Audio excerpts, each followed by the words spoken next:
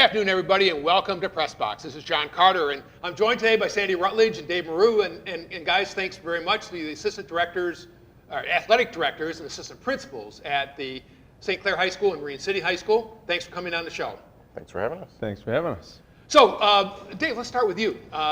New to East China. Can you give us a little bit about your background and kind of how you got started in all this? Absolutely. I came this year from spending the year at Port Huron Northern as the assistant principal. Last year, worked alongside of athletic director Jason Kasparian and Chip Mossett, principal, and Lisa Duman, assistant principal. So spent my year there. Prior to that, I had been in South Lake in Macomb County. I did my ed leadership program there and spent some time working at the middle school level as an intern, and kind of got my experience started there. And that's also where I taught for 12 years.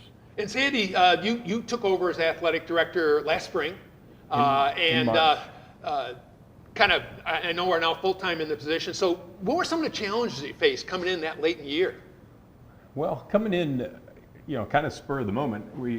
It happened within a couple of weeks, and having to get going in the spring, which is the most challenging season with the weather issues. It was pretty overwhelming. It's amazing, even though I coached there for 20 years, how little I knew about how the athletic department operated and all the things that I had to do. And so still, my head's kind of spinning. It's been a busy summer, and Dave and I talk every day about all the things that, as both of us are new to the athletic department, we talk every day about all the challenges and all the things that we have to organize and think of before the events happen. So that's an interesting point. I mean, you were a very successful coach, girls basketball. You've also done a lot of boys basketball. So what were some of the things, the biggest challenges you faced coming into the administration? Well, I just think the organization, the budget, having to take care of all of the little details that Mr. Cook always took care of, I guess. You just assume the bus is going to be there on time, and busing was a big issue for us last spring. We had a driver shortage, and so that was a struggle. And obviously you can't control the weather, but then you have to reschedule and reschedule umpires and things for all the games. So. I guess I just was overwhelmed by the time commitment and the amount of details that are organized before, like I say, behind the scenes and before events can happen. So Dave, kind of new, but obviously been in the job here for a little bit. What are some of your first impression of Marine City Athletics? Yeah, it's a great place to be. I'm excited. The passion, the energy. Very small, close, tight-knit community. They've welcomed me amazingly well, and just excited to get out. We had our first soccer game this week. We have our soccer game, us and St. Clair today at 4 o'clock, and then we also have our JV football game tonight. So we'll be at Anchor Bay tomorrow, varsity football, first game. So lots of energy, lots of excitement in the community. So I've had a nice transition, some time to get everything organized and get everything ready, and we're ready to start. Well, this is it. Kind of the rubber hits the road here in the next couple of weeks as the ramp up of the schedule starts very quickly. So, Sandy, I mean, one of the things that people talk a lot about with athletics, but extracurriculars in general, is how they fit into the kind of the educational goals. What do you see as some of the key goals you have for both your student athletes and really the other people in the high school in terms of their extracurricular activities? Yeah, well, the jobs we both have, deal with not only the athletes, but as assistant principals, we're in charge of academics and attendance, and we both have, phenomenal athletic programs, but we also have great, theater programs and student council and NHS and band and choir programs. And so, the nice thing is that they keep kids interested. They give them other avenues to excel. I always tell the freshmen, find something to do. If you're not an athlete, we have great programs. Find something to do, because you'll find people you like. You'll find, people to hang out with and things that you enjoy doing.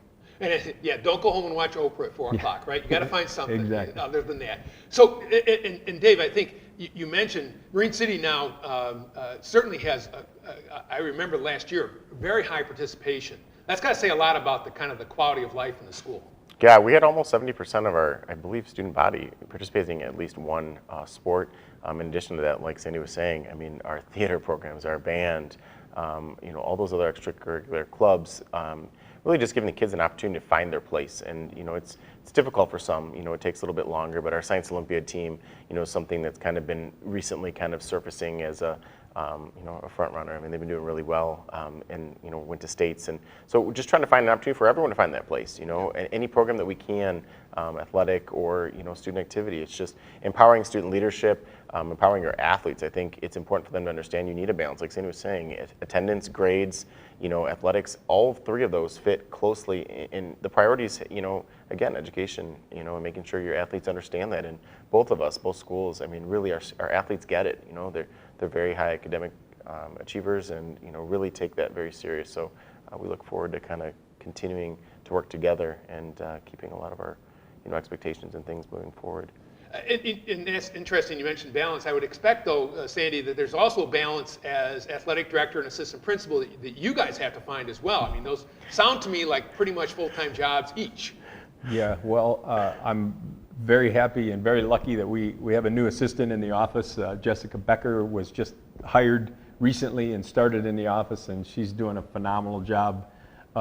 There's a lot of days where, if one thing goes wrong, or we're in a classroom evaluating teachers or supervising the lunchroom, and a lot of times the people in the office are taking care of a lot of the details, and so we're really fortunate to have Jessica, and I know down there. And I have Angie Lozen, so she's my other arm.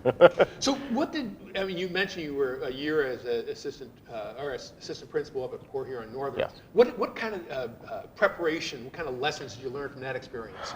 Being at Port Huron definitely set me up in a big school. Coming from South Lake, very much like Marine City, a very small school. So for me, going to Port Huron kind of opened up my to a little bit more wide scope of how different, because again the population is very diverse.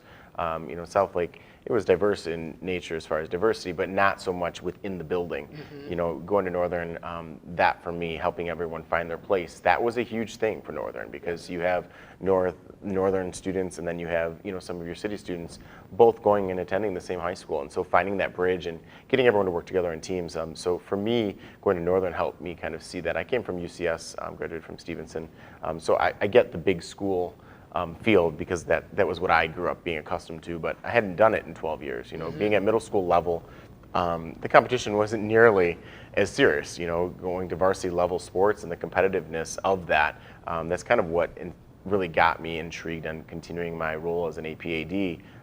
Was just the athletics and the culture that it spreads. Yes. It's contagious, and the energy within the community is pretty awesome. So for me, last year at Northern, that was that, feeling, they have a wonderful girls basketball program, and the energy of that, and some of the other spring sports, it really excited me about being here. So. That's excellent. So, Sandy, one of the things that a lot of people are talking about, particularly as we approach now football season, has been the safety aspect. And I know there's been a lot of I'll say moves made in the last couple of years. Tell me a little bit about how you guys help prepare to ensure the safety of your athletes when they're playing, whether it's football, soccer, or any one of the number of sports that we have. Yeah, well, the MHSAA is one of the leaders in the country as far as the safety issue. They've been doing concussion research for the last few years. Ironically, everybody connects concussions with football. We had some helmets condemned that we had to replace, and so our football team has been fundraising like crazy trying to pay for new helmets that cost almost $400 a piece now, and they're all anti-concussion, and they're but in reality, soccer and cheerleading have more concussions than football does in the state of Michigan, and so it's not just a football thing. Yep. Anybody can get their bell rung, if you will. So the MHSAA has training for all coaches. We've always had to go through, for the 30-some years I coached, you had to go through a rules meeting. Well, now the concussion training is right in the rules meeting. They have to be CPR certified. So the safety issue is a huge thing for the MHSAA, and so I think we've stressed that with our coaches and made sure that they're following the state protocols, and I think they are probably better trained than ever before in the state. And Dave, I know at the football games, there's usually a doctor in attendance, correct? Yeah, we have a couple doctors that are, community members that are there. We also have EMS typically on hand, and then we have our athletic trainer as well. So, we have all those things in place. We have our AEDs in place. We've all gone through and checked them. So that's a huge, safety concern. Also, from day one, just coming in and seeing Ron and the coaches talking to their players. I mean, they were very clear about, making sure they're checking their air, making sure, in terms of plays and, right from the start, safety is, the immediate thing, as they're planning, as they're, going through and getting them from day one, before they're even padding up and getting out there. So I think just the aspect, like Sandy said, of having the coaches thinking about these things. New coaches are going through those CAP trainings. And so some of that is helping, make plans with your practices, structuring your practices around those safety concerns, making sure that, you're keeping yourself in a safe, position. And, I think the kids are getting it. It's drilled and drilled and drilled and drilled until it's kind of becoming One of the new rules is football in a week can only have 90 minutes of contact. They can do drills, Right. but the crazy days of beating your heads against each other for 6 hours a day are gone. 90 minutes a week is all they can have contact in practice. So our coaches applied for a grant and they got what are called tackle tubes, and I couldn't figure out what they were, but they're just a round circle and they're padded.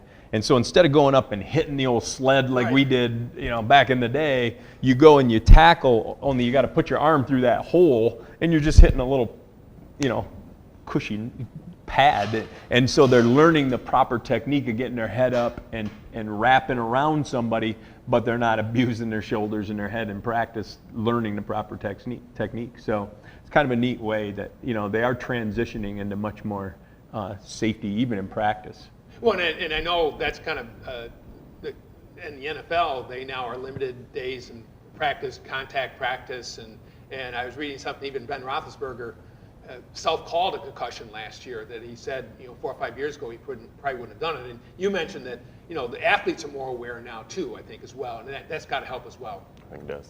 So I probably one of your biggest jobs, I would think, is on the AD side of things, is how you select and get your coaches ready.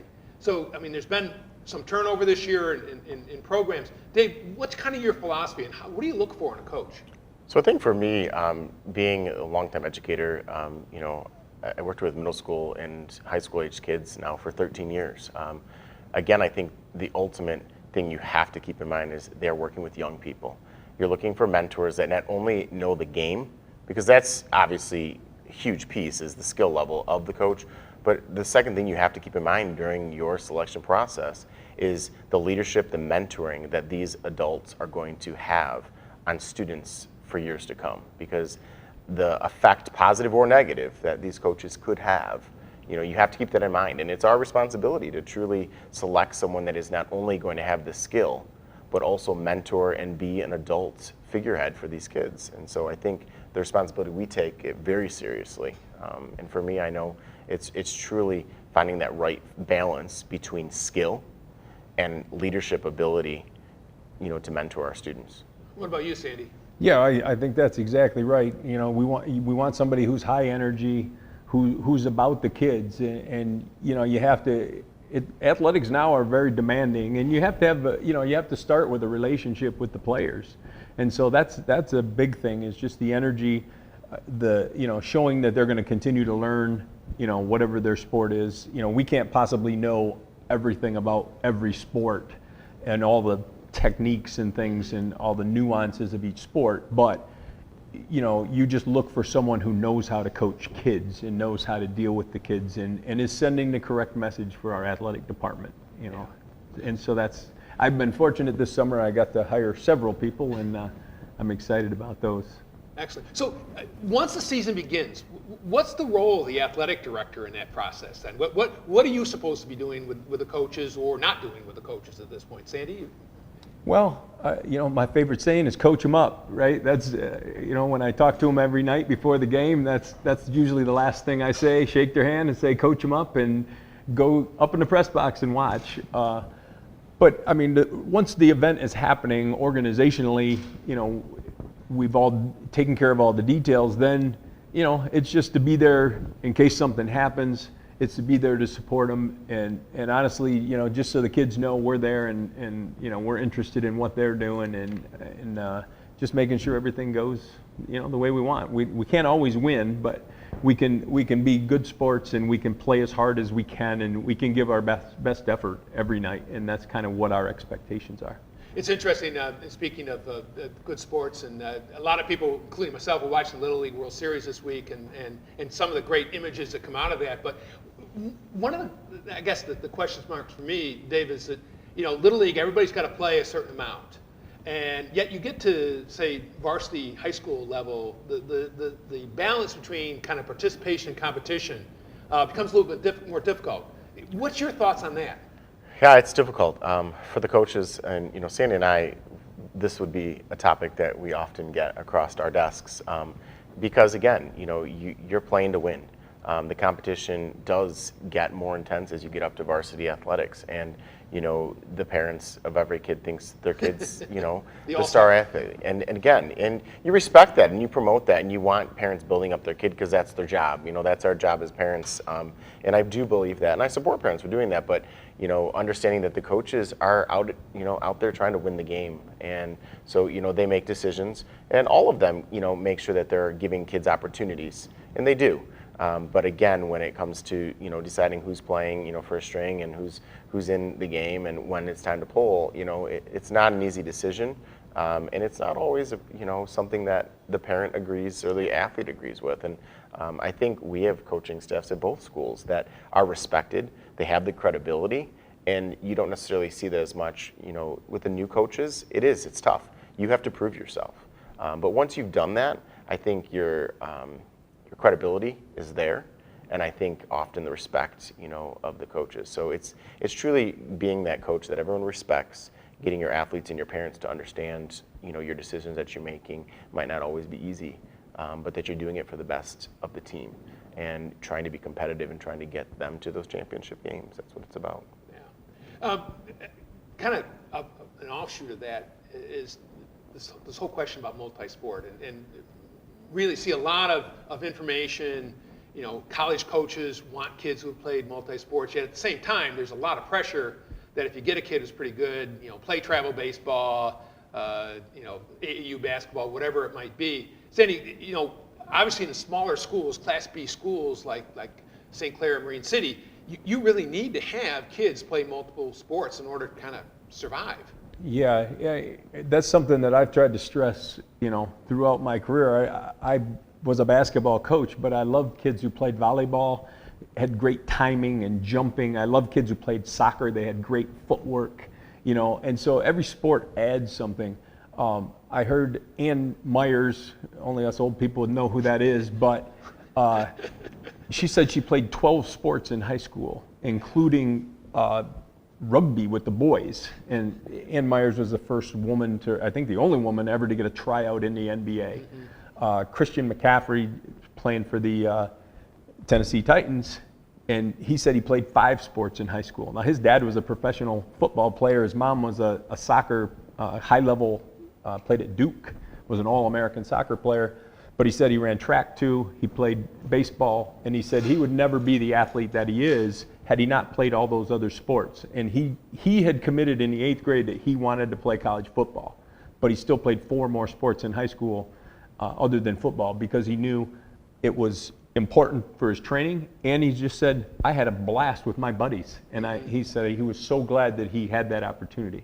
Yeah, sometimes your best memories aren't really in the sport. If you even, and frankly, the percentage of kids who play in that next level beyond high school drops dramatically, right? Yeah. I remember the bus rides with my friends playing cards in the back of the bus more than I remember the games from my high school. I mean, that was a long time ago. Maybe that's why. I was going to say. But the fun we had on the way to and from the games, I remember more of that than I actually do the specifics of the game. And I think it sends a message to the reality too. You know, when you're the all-star on the basketball team, but you're playing the other sports, that maybe you're not the all-star. For me, I think it helps the culture, because you don't get that, you know, it's all about me mentality, because you begin to understand, you know, the importance of the team. So for me, I think that helps kind of break down the ego. Right. Not always, but Well, it helps goes back Yeah. to that goals of the It does. extracurriculars, right? Yeah. I mean, And like it's Sandy, not just and like being Sandy best said, player. you're developing footwork. You're developing things that otherwise wouldn't be developed. I think that's huge. So I think it's really a win-win. So let's talk real quickly. Both Marine City and St. Clair participate in the MAC, the Macomb Area Conference. And Dave, even though some of the kind of the mega conferences are dissolving across Michigan, the MAC seems to keep on moving along. What's the benefit of the MAC from your perspective? For us, it's a couple of things. For us as ADs, the network is huge. I worked with Jason last year. Jason's Gisberin's president of the MAC. I went to school and know real well Chad Hoddle, the vice president this year, and it's a rotating office, that kind of rotates through. But we really develop a relationship as a group, and we have interests, of keeping the competitive levels, so that kids are playing who they should be playing. And what that does is it allows for us to align our sports, at each level with competitive matches. And so for us, we come in, we sit down, and we truly go through sport by sport, looking at, where we need to see things change and what's working, what's not. Really this network for both Sandy and I has been very helpful as coming in new. They have an amazing mentoring program to kind of help the new ADs, and then the relationship with MHSAA to also help us oversee that we're following regulations. So. Yeah, and now Dave came from Macomb County, and so he's kind of been in the MAC his whole life. A lot of us up here, I started out coaching in the scale, and so a lot of people, especially when we're playing like a Clawson on a Tuesday night, well, there's going to be 6 people from Clawson going to make that long drive. Right. And so people say, well, if we were playing Marysville tonight, the gym would be full. But unfortunately, we see when we play Marysville, the gym's not full anymore anyways. We can look back to 20 years ago, and I'm certainly guilty of that too. For a long time, we've talked about getting out of the MAC. The administration hasn't, Yeah, but right. I think the community Sure, has, and some of us as coaches, we would certainly talk about it. But it's amazing how professional those athletic directors are and how organized this league is, and they follow the rules, and so it really is a great organization to be involved in. And what it does for us, while it might not bring us back to the 70s when the gym was full for the scale games, it allows all of our sports to find competitive teams. Marine City's football team was incredibly successful the last 30 years, and so they could find teams at their own level. Well, our football team wasn't quite as good some of those years, and we were in a different division, and we found competitive balance there. And the same thing, your sports, some sports play up, and that's why sometimes it's confusing because our teams all play in different divisions of the MAC, but the reason for that is competitive balance. And so each of our teams does have a competitive schedule with teams who are pretty close to their level. Well, and I talked to Dave Klutz or John Davidson, who for years have voluntarily played up because they want to have that competition, because they specifically point towards the states. That's what their goals are, not winning the league, because they're probably not going to win the MAC Red, but they want to be ready for states. Right. And you know what, Marine City and St. Clair, if you look at the size, I mean, Dakota's gone over 3,000 students this year, and we're under 1,000, and so we historically are down in the lower 3 divisions. You have the red, white, and the blue are the biggest schools, and then we tend to be in the gold, the silver, and the bronze in a lot of our sports. Some play higher than others. Some of our schools, like you said, do play up in the red. Softball and tennis, to be 2 examples, and crosses up in the white, and so it's good that we can all find competitive games night in and night out, because it's no fun getting beat by 50, and it's honestly not that much fun winning by 50. You might think it is, but once in a while it is. But if you're doing it night in and night out, it's not fun for the kids. They just want a competitive game. Yeah, no, I get it. So, Sandy, kind of now moving into talking about the fall sports. St. Clair's got a lot of things going on with facilities right now. Can you talk about maybe the progress at the tennis courts and the pool?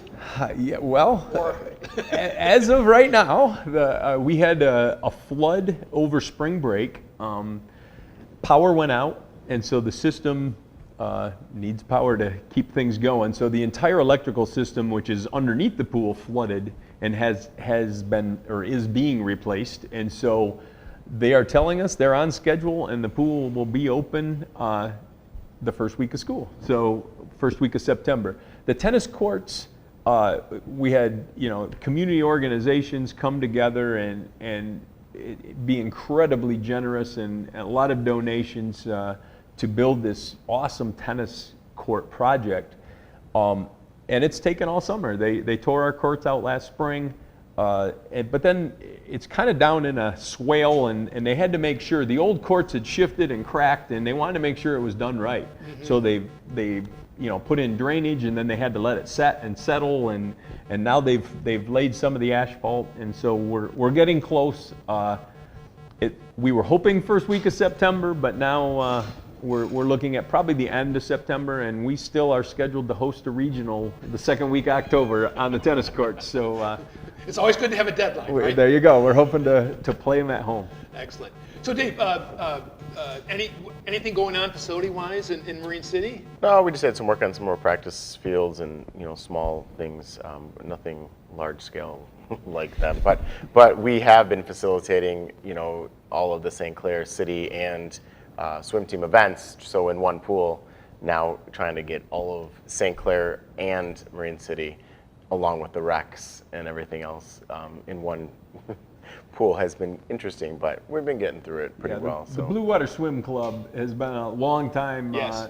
Club here, and typically they've practiced in St. Clair, and City Rec has a morning swim for adults that typically is in our pool, and so there's a lot of people waiting for our pool to get back open, and we've been fortunate. Marine City's hosting our swim team right now, and Marysville's been letting our tennis team practice. Port Huron High is getting new courts too, so Port Huron High has been practicing at Marysville, and so it's been difficult scheduling everything. It'll look great when it's done, though, It right? will be amazing. Yes, it will. So, Dave, just talk. I mean, you mentioned Marine City football without giving out any state secrets. Longtime coach Ron Glodich, extremely successful. Obviously, a great legacy there. What are the expectations this year for the football team? The boys are excited. They're pumped. They're just excited to play. They've been working hard. Our numbers as a building, we're hitting 500 now, and it's down significantly from our days in the 800-900. Mm-hmm. So our enrollment has dropped, which finding those student athletes as you get smaller. As Sandy was saying, we're down at the bottom. For us, we're one of the smallest in the MAC. Mm-hmm. And so one thing for us is coming together to still having the competitive ability to play big teams that are up in the red, white, and blue. So for us, we're playing in the blue. Against Grosse Pointe, 1,300 kids, so they're excited. They've been out practicing hard and, working towards, getting ready to start our season. So they're excited. And Sandy, new coach, James Bishop, coming back to the St. Clair program. St. Clair's had a couple tough years. Again, what are the expectations for the football team this year? Yeah, well, James is a longtime middle school teacher, so he's had a lot of these kids in gym class. He's been the head coach at Richmond the last few years and had pretty good success. Right. So he was on our staff several years ago before he went to Richmond as an assistant. So he's really excited to be back in St. Clair, coaching our program.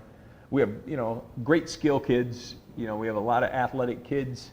I think his challenge is going to be we don't have a lot of size, so the offensive line, defensive line, I think he's going to have to be a little bit more creative. But I think they're excited. They've had a great summer of practice. Like I said, they've been fundraising and getting new equipment, and so the kids are excited about that. And so we're looking forward to Friday night. And the Marine City volleyball team was extremely successful last year. Tell us a little bit about that program. Yeah, Coach Kelly Thomas has been really had a great couple of years. Matt Gold, again, they're hoping to go for a third consecutive year. She has several strong varsity kids coming back this year. They have a tournament actually to kick off their season this Saturday at Warren Woods Towers. So they're hoping that this will kind of give the girls an opportunity to do well and kind of set the tone. Right.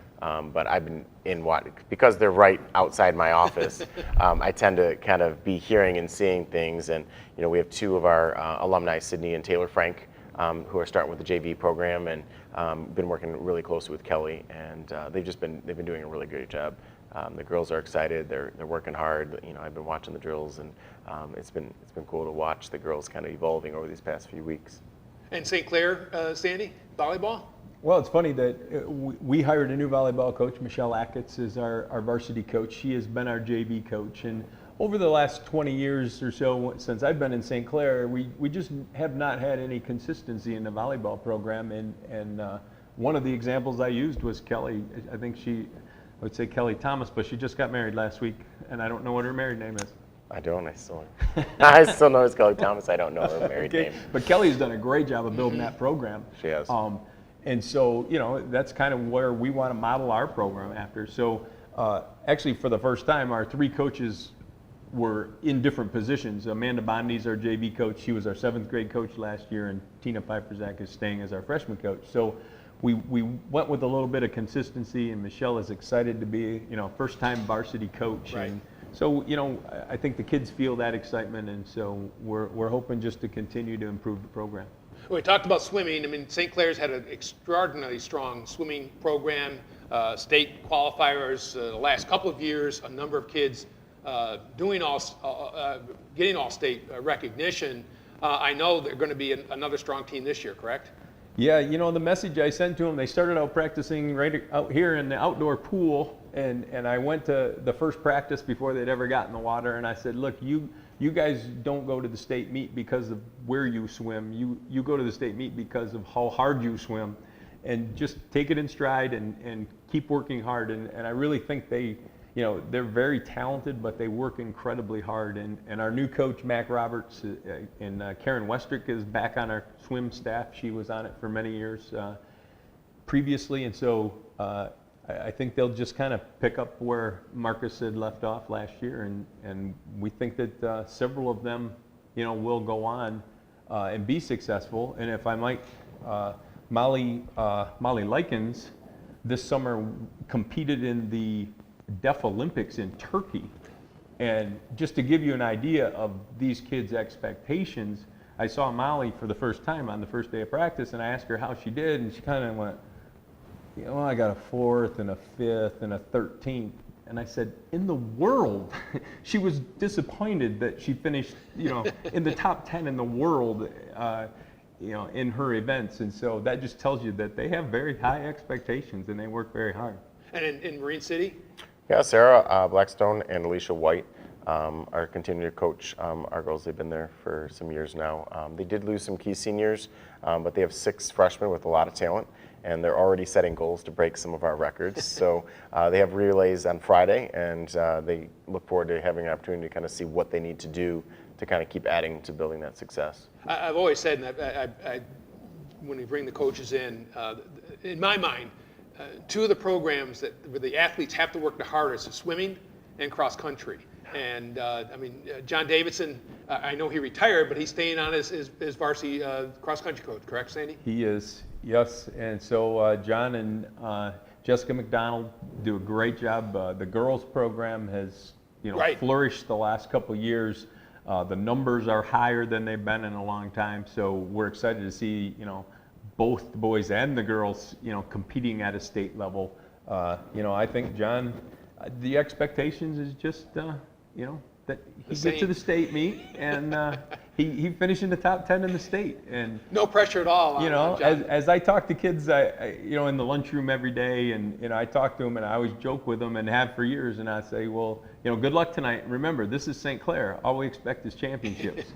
And while that's kind of joking, in the cross country program, that's not a joke at all. No, when you talk to those kids, they absolutely not just expect it, they work for it. They are committed to it.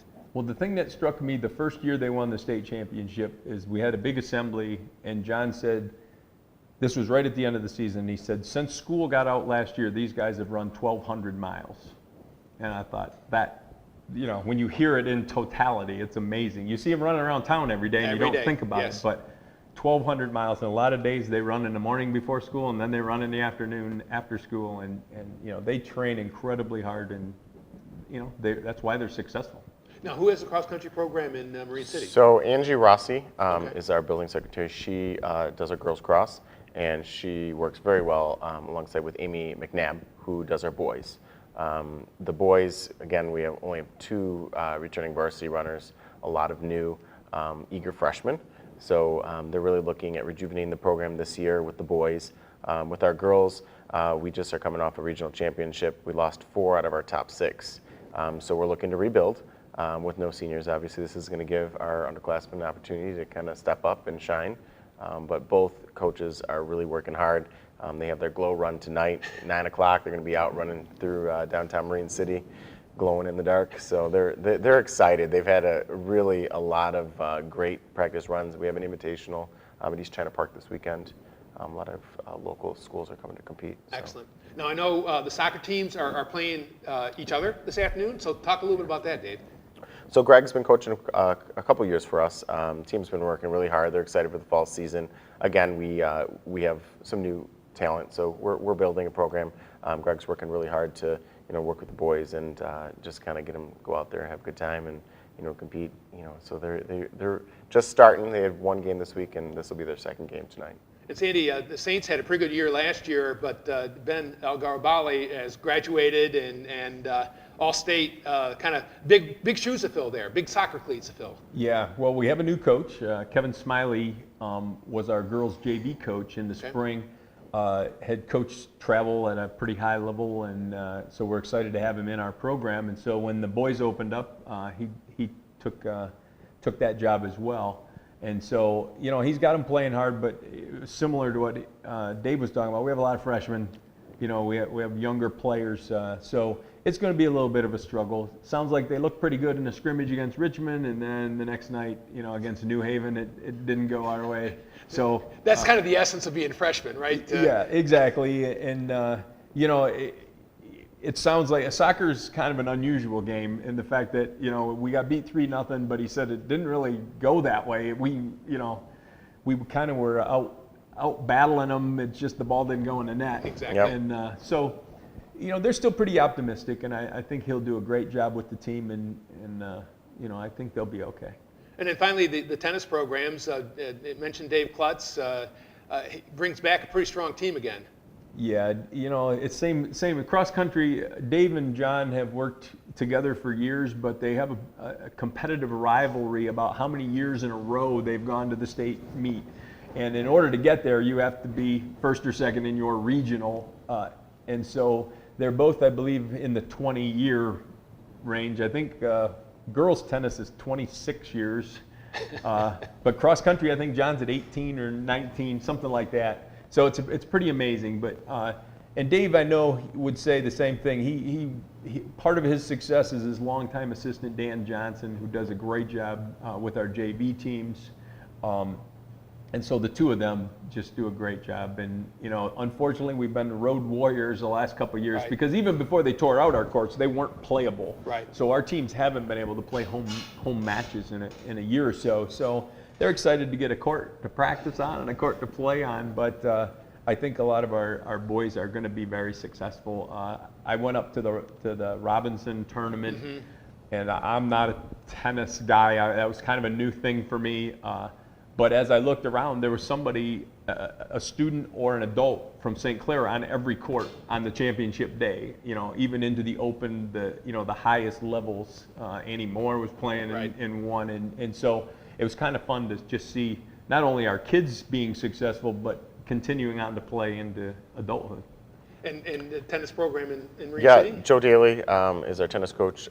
We have our #1 singles player, Aubrey, coming back, as well as 8 of last year's top 12. So the team is hoping to defend their MAC Gold title. They've been out doing a great job, practicing hard. So we're excited for another Excellent. great season. Well, it sounds like a really, really good fall season for East China sports in general. So I guess I wanted to close. I'm sorry to interrupt you. If I could throw one more, we share a golf coach, a girls all right. golf coach, in Ken Moreski, and Yep. we have a phenomenal number, for the first time. A few years ago, Carolickens was a state qualifier, but we didn't have enough players to even field a team. We didn't have 5 players. And so now I think there's almost 20 on the team. Oh, that's excellent. So there's a lot of young girls, a lot of freshmen playing, and so Ken Moreski has done a great job of getting the interest up, and the country club allows us to play out there, and so that's awesome. And Ken also is the coach for Marine City, and unfortunately they've had kind of just the opposite. I believe they're down to 1 or 2 players. Yeah, we just have a couple, but. So they still get to go with us and still get Right. to compete, and they practice every day with our team and with Ken and the golf pros at the club. So it's kind of neat to see girls playing golf, because I think it's something they will do as they're now becoming CEOs and business people. As you know, a lot of deals are made on the golf course. Exactly right. So Exactly right. So again, thanks for bringing that up, and I certainly didn't mean to overlook the golf team. Kind of close out here. Let's talk about the communication, and really the art of communication has gotten much more complicated here, and I expect for dealing with high school athletics as much as anything else. Tell us a little bit about how you actually get the word out to your players, the parents, fans, etc. Dave, maybe starting with you. Sure. Well, we have our regular athletic webpage, which has a lot of information that our team's stuff is stored and housed. But we're really looking to use social media more and more, using our Twitter account for opening day practices, taking pictures, getting them out. Facebook is an awesome way to communicate with parents. Sandy actually has developed the idea for us to have some of our student leadership athletes kind of get us up on Instagram and some of the more current to help build up our following, I guess you could say, which I thought that was a great idea that Sandy had. So for me, I think use your Remind. A lot of our coaches said the Reminds for cancellation, spring sports. That's huge, because it blasts right to their cell phones. They can see this has been canceled. So we use Remind, and that also feeds right up to our website. So I would say Facebook and social media is probably our #1 communication tool. I've certainly seen a lot of participation from the St. Clair Athletics site as well, particularly on Facebook, Sandy. yeah, well, that's some kind of because of necessity, I guess. Since I've been in this job in March, we've kind of been restructuring our website.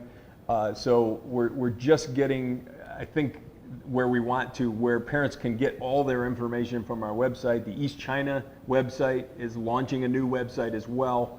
And what we hope is that will always be the basis of our information, starting at the East China page and then going to each of our high schools, and then obviously to our athletic page as well. And so in St. Clair, I know Chris Ming had done a good job with theirs down there. And ours, we've just kind of been in transition, so people have been patient with us. So we've had to use Facebook more as that tool to get out. But it was nice this spring. Whenever there was a cancellation, we could immediately put it on Facebook, and I think the parents appreciated that. They were still at work, but they knew games were canceled or changed times or whatever. So it's an instant society right now, and so we're trying to follow along, even though that's not really my nature.